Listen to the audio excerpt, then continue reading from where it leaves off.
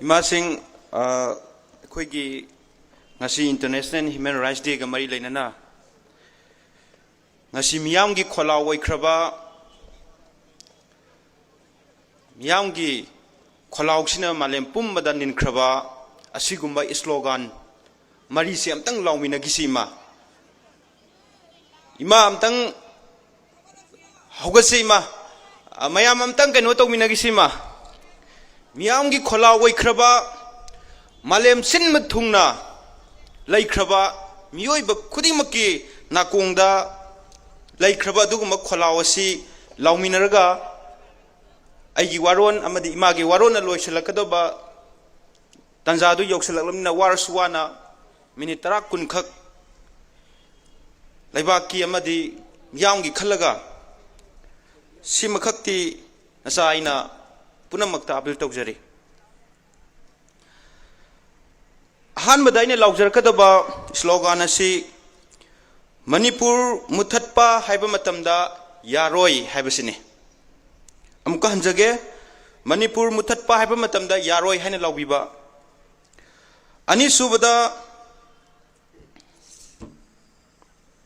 Armed Police Simpor Act 1958 haiba matamda lautho haina laubiba amka hanjage Armed Police Simpor Act 1958 haiba matamda lautho haina laubirakpa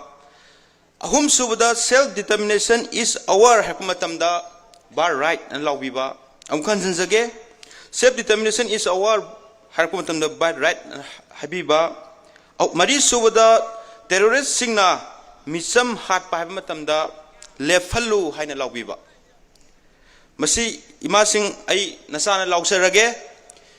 International Human Rights Day ga mari lainana ngasi lising ani kun mangada miyam gi khola oikraba miyam na law khiba khola wasina Manipur pumbada hendoktana malem pumbada laikraba sigumba Manipur pumbagi khola wasi puna lawminarga miyoibagi hingbagi hak phangba ngamna ba khoi khudimak khona minarasi haraga ai lawna ba isem sajare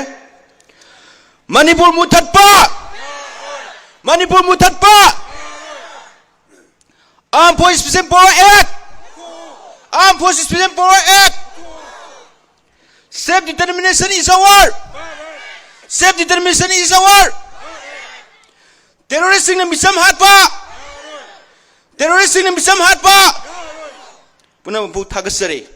ngasi International Human Rights Day ga mari lainana ngasi Manipur gi miyam khudimak hingbagi right lairibra haibasini akoina khangi akoina ui madudi masigumlaba miyamna khallaba mihut mihangi mihut ni de haiba waidi phajaba athadi phajaba miyangi mihut singna dubu control tawriba Delhi ge lengakna ngasidi miyamgi mihutni hariba makhoi singda tongan tongan ba wakalon kayama thamlaktuna khoi miyamda ngasidi wahanba masu khoi khudimak thengnari miyamgi mihut oikraba miyam sibu ngakna bidamakta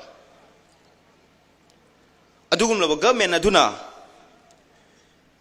miyoi bagi human rights ki dikti ahumkhak ngaknaba thabaksing ngasisu makoina pangthokpa ngamdre ahanbada human rights protect number 2 human rights respect number 3 duty to respond fulfill amadi promote ni hariba duty ahumasi miyamna khankraba miyamgi mihut oikraba makoina ngaside khoigi miyamgi human rights sing asi duty soina makoina tawba ngamdre Makoigi project makada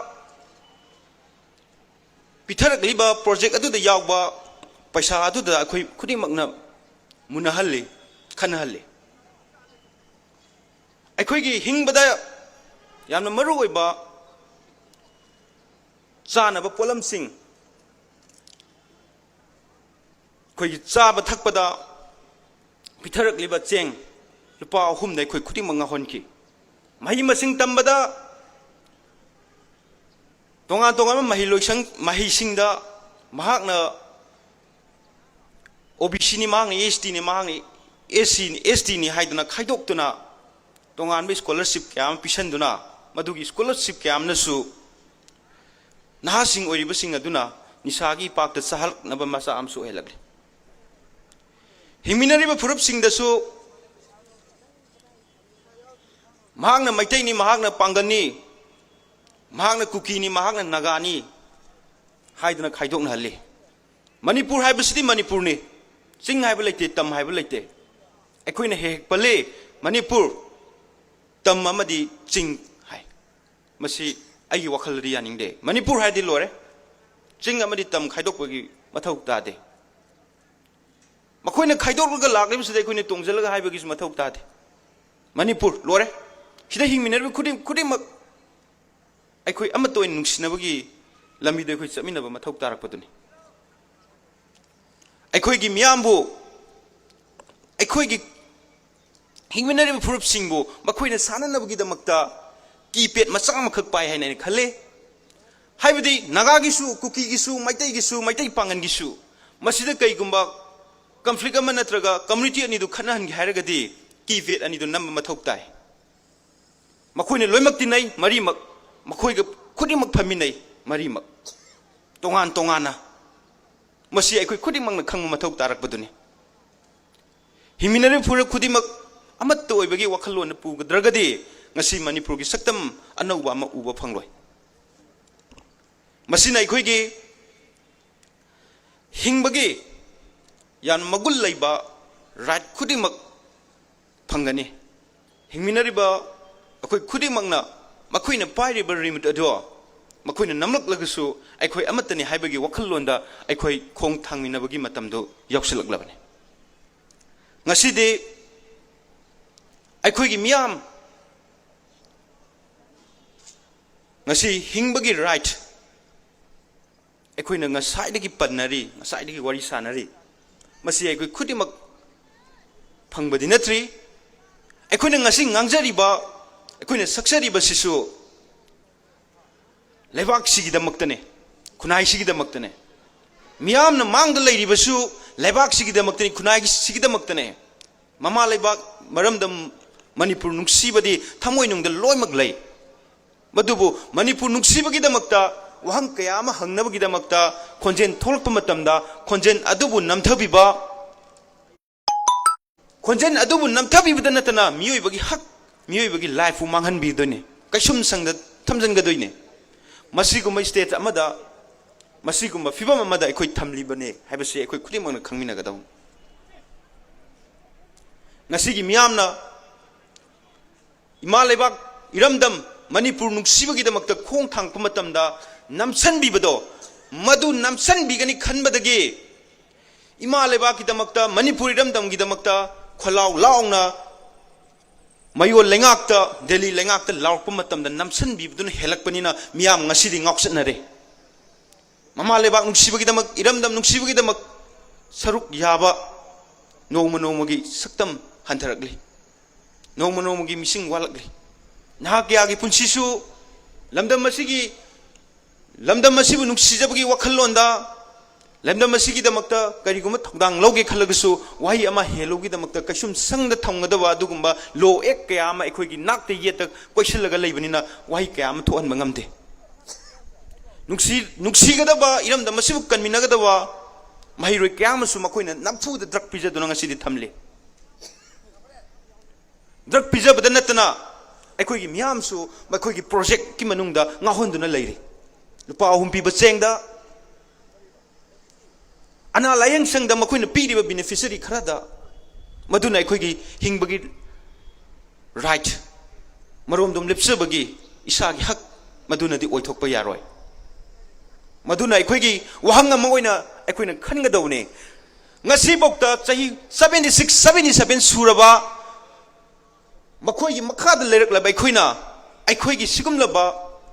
sustainable oiba aikoi miyoibagi hingbagi right sing asi mapung phana phangdraba masida muk changsalakana aikoi bu kanbiu haigidra haiba wahangsini thokleisi aikoi na muk bakhoi da kanbiu haina changlagana aikoi kari fibam dano Manipur haibasi 76 suraba makoiga pulubadagi isuna big thandana pathoktana atopi state pokta isu sekrabani isuna big thalaba himinarbe kangluk khak natana kangluk adudasu mihu kamsandana amaga khanhanba lebak thugaibada mateng pangsiliba se aikoi khudimak thengna minadragadi Manipur gi saktam adu khoin uba phangloi maduna aikoina aikoi khudimakna ngasi International Human Rights Day lising ani kumanga sida aikoi Manipur gi mioi ama oina hingbagi right asi karino makhoi ge pulubdege aikoi ki awa chaitheng mayam sina karino aikoi karom na chalaga na aikoi gi phibam kari oigani aikoi nainabai matam oire project manung di yawa senfam khara da aikoi khudimak na ngauraga leibagi sanabi ngasisu leiri aikoi kanbinaba kanasu leiroi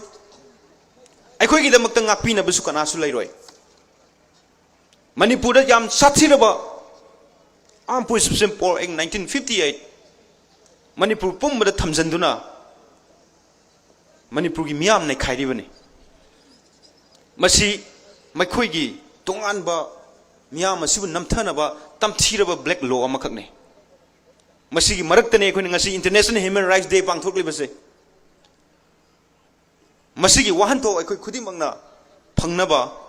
aikoi honaminasi hairaga ai tensinjage punamapu thagasari thank you